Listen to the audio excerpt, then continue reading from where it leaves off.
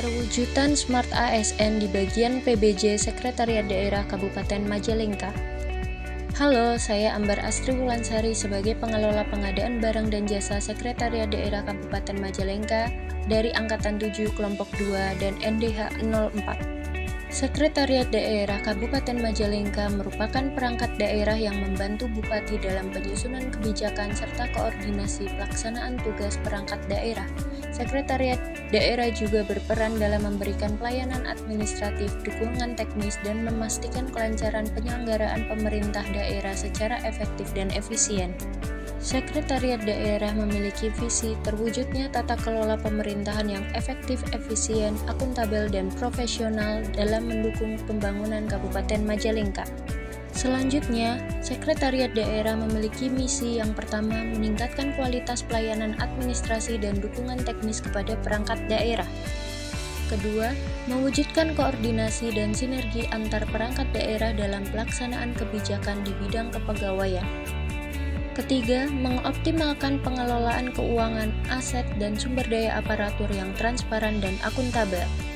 Keempat, mengembangkan sistem informasi dan komunikasi yang terintegrasi untuk mendukung kinerja pemerintah.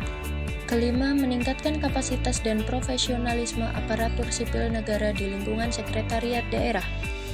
Sekda memiliki struktur organisasi yang pertama, Asisten Pemerintahan dan Kesejahteraan Rakyat yang terdiri dari bagian pemerintahan, bagian kesejahteraan rakyat, dan bagian hukum.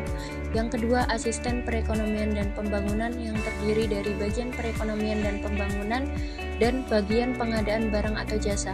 Yang ketiga, Asisten Administrasi Umum yang terdiri dari bagian umum, bagian organisasi, bagian protokol dan komunikasi pimpinan, dan bagian perencanaan dan keuangan.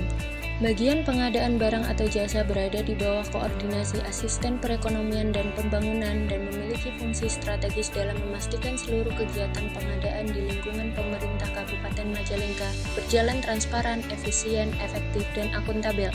PBJ menjadi penggerak utama dalam memastikan setiap anggaran publik digunakan dengan tepat sasaran dan memberi manfaat bagi masyarakat.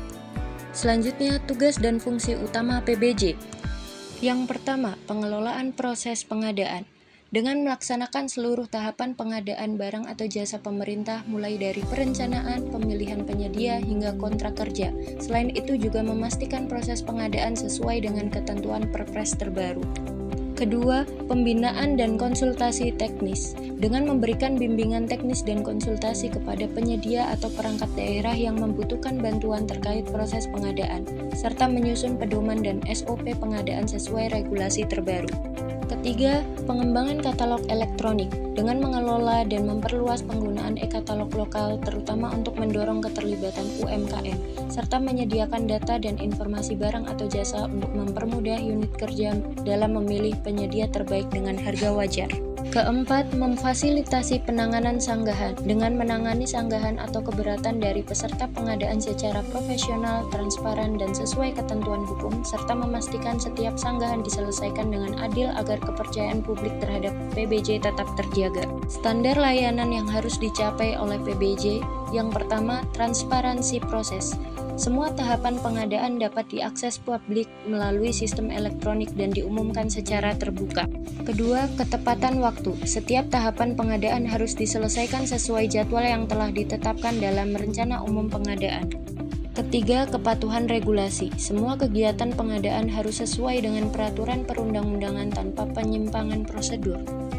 Keempat, akuntabilitas dan auditabilitas. Setiap proses dapat dipertanggungjawabkan dan diaudit dengan bukti dokumen yang sah.